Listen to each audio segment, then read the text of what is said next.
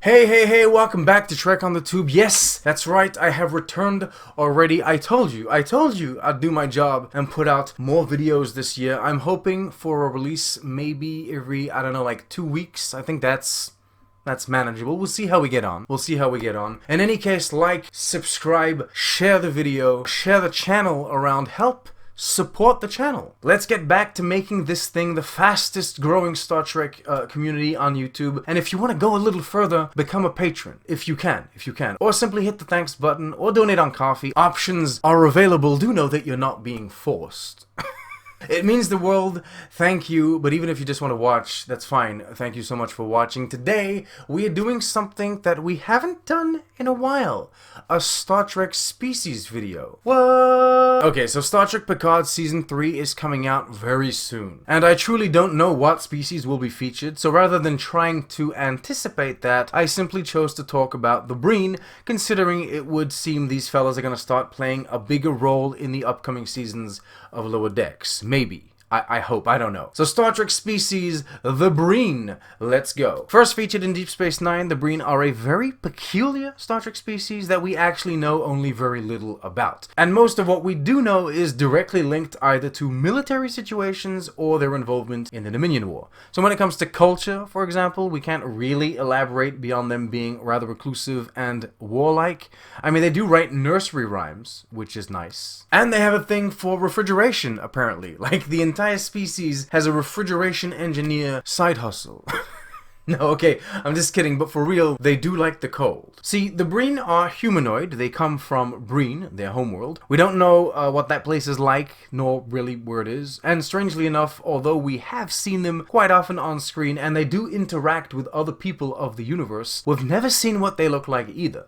The Breen wear this kind of apparatus at all times in the presence of other species, a suit, if you will, a refrigeration suit, because yeah, the thing is designed to keep them cold. At this point, the only known thing about their physiology is that they don't have blood or any kind of liquid circulatory system, and seemingly they only have one gender. I mean, they present as male by our standards and habits, but considering they do get pregnant, our concept of gender might not even apply to them. Anyway, they're stronger than humans. We know this because they're virtually unaffected by hand-to-hand combat with Klingons, although perhaps the suits are doing that. Who knows? When it comes to language, they communicate in some sort of garbled electronic sound that can get translated by the Universal Translator after some tweaking, and can be recreated by non-Breen individuals after putting on the helmets themselves. Welcome to our command center. Of course, go right ahead. Best guess is somehow they're the descendants of Daft Punk. I'm kidding. I'm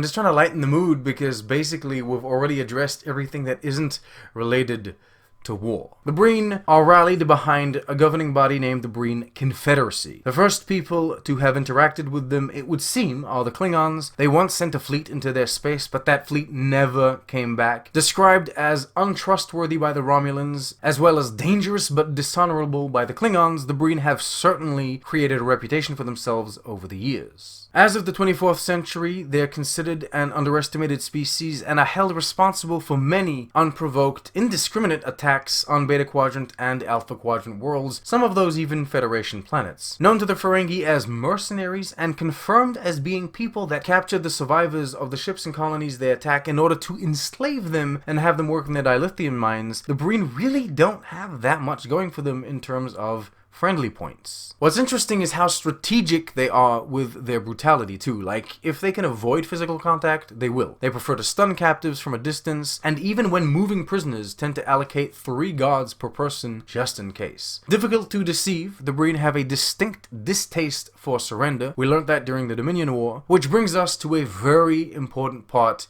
of the known history of the species. When the Dominion attacked, among its Alpha Quadrant and Beta Quadrant allies could be found the Cardassians and the Breen. One could even say they played a major part in the conflict. Contradicting what the Romulans think, it would seem that the founders actually found the Breen to be quite trustworthy, or at the very least reliable, granting them way more access to sensitive information and restricted facilities than the Cardassians. During the conflict, the Breen were not only responsible for the brutal attack attack on Earth, a feat few thought possible to achieve, but they also developed a new energy dampening weapon which could completely drain all the main power systems of a starship. The technology was retrofit to all the Dominion vessels, and for a while there gave their forces a very big upper hand in the war. Cunning and brutal, the Breen used memory-probing cortical implants to extract information from their prisoners despite the devices having severe short-term and long-term side effects, hallucinations, physical pain, long-lasting mental distress, the list goes on. The Breen are not a people to mess around with. Though interestingly enough, Breen individuals have been known to participate in interplanetary tournaments. Some other few species even have embassies on their world, and they make a mean fridge. They do. It's a thing. I'm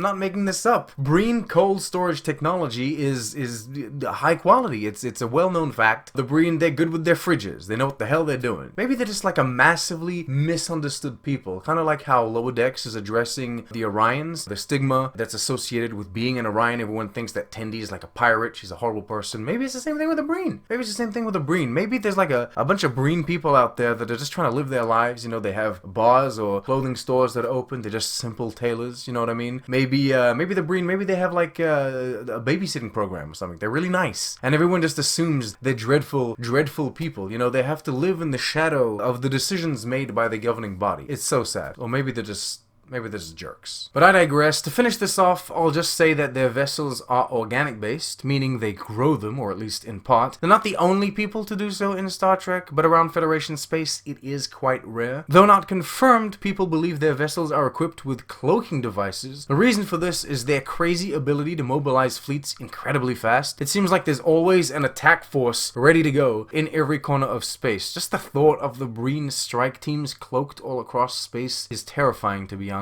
So yeah, that's the Breen. Featured primarily in Deep Space Nine, seen as holograms in Voyager. They have made their return in Lower Decks. There was a mention of them in the Mirror Universe, so they're probably around there too. Fun fact, though their dialogue is inaudible when watching the show and no subtitles are available, they did actually have lines in the script. And there you go. What do you think about the Breen? I quite enjoy having like a species that's just outright bad and that we can hate on.